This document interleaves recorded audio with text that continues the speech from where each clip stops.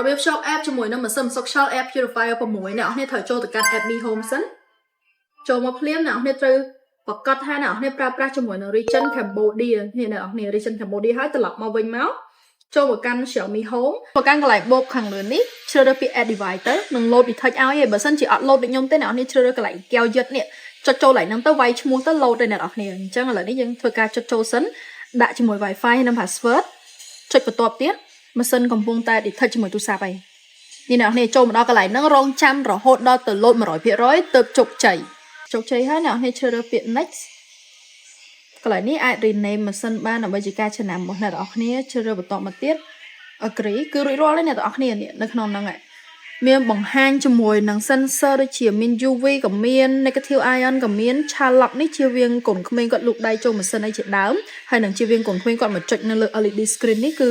អត់បានទេបន្ទាប់ពីបើកមុខងារនឹងហើយអាចធ្វើការកំណត់ schedule បានហើយនឹងជ្រើសរើស notification sound ក៏បានដែរបង្ហាញជាមួយនឹងភាគរយ filter ដូចគ្នានៅក្នុង app គឺមានមុខងារជាច្រើនហ្មងហើយក៏អាចជ្រើសរើស mode បានទៅលើ level នេះសំដៅទៅលើខ្យល់ដែលបញ្ចេញពីម៉ាស៊ីនសុកខ្យល់មកវិញហើយនឹង mode 3ផ្សេងទៀតដូចជា auto sleep mode manual អាចធ្វើការ select នៅលើនេះផ្ទាល់ហើយនៅលើកន្លែងខាងលើនេះវិញគឺបង្ហាញជាមួយនឹង